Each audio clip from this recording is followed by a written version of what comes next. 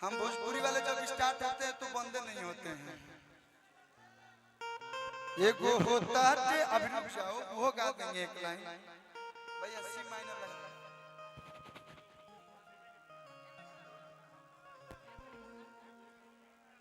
हाँ इधर आइए। इनकर गोराई देख के एगो लाइन याद पड़ल भैया बोल दी तने एक बार हाला करके बोला लग हो। गोरे गोरे गाल पो काला तिल है ना। गोरे गोरे गाल पो हई काला तिलवा शोभे जा। गोरे गोरे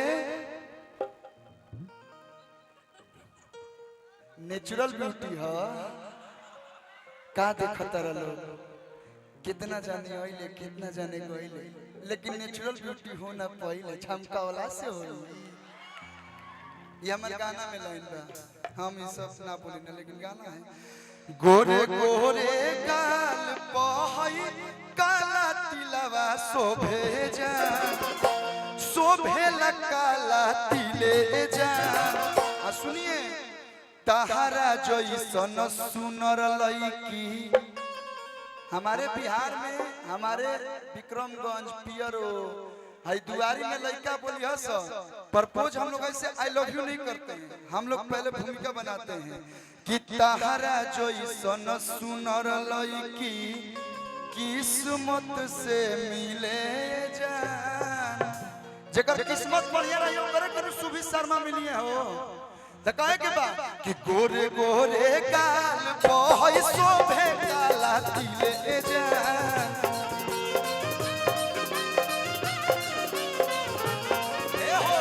गोरे गोरे गाल पहई शोभे काला तिले जान।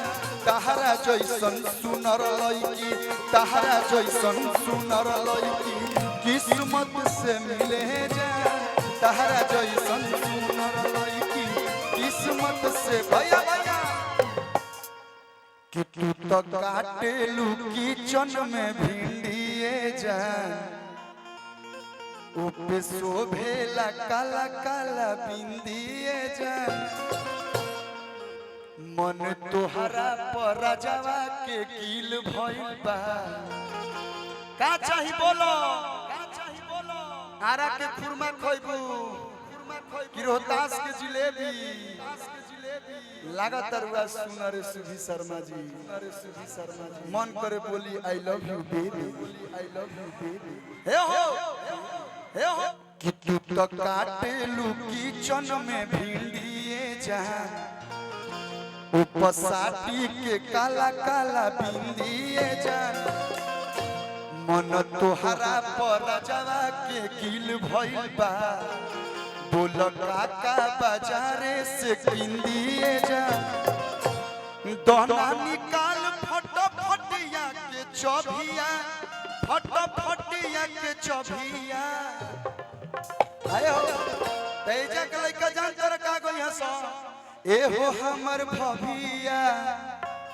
भाभी आप लोग बोलेंगे क्योंकि हम अभी आपके मंच पे हैं आपके साथ हैं तो I am your husband you are my wife. क्या जी मंच पर खाली मालूम बा हमर बियाह हो गए घरे बाड़ी ना मारी जाने ले कि मर्द हमर गाय के हमें कलेक्टर से थोड़ा ना बियाह भइल बा कि हो हमर भभिया त कहदा अरे की ए जब भले बिहार में दारू बंद बा दारू बंद बनू हां हां अरे रहा से मतलब बैन करे बोलो का हमारे के नहीं क्या मिला लेकिन फिर भी हम लोग फील मोबाइल में देख के फील कर लेते कि आज पिए हम आ देखेला तो रस जाओ देवारा सरबिया तो किंदी हो राजा। हां भैया भैया देखेला तो रस जाओ देवारा सरबिया तो किंदी हो राजा।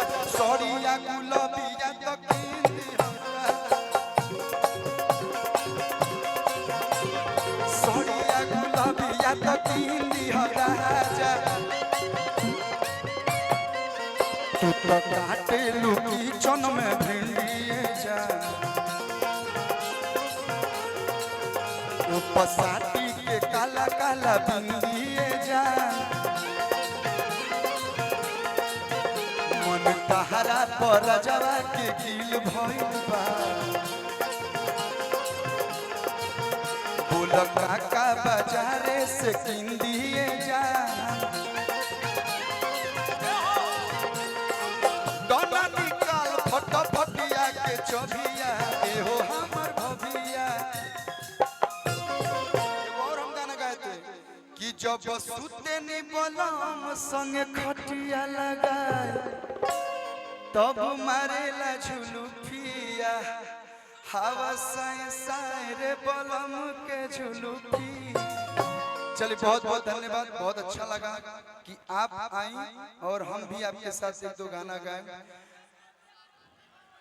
सैड सॉन्ग आल में 27 में सैड सॉन्ग गाई हम पागल लोग करबो लोग का हमरा के एगो गाना लगा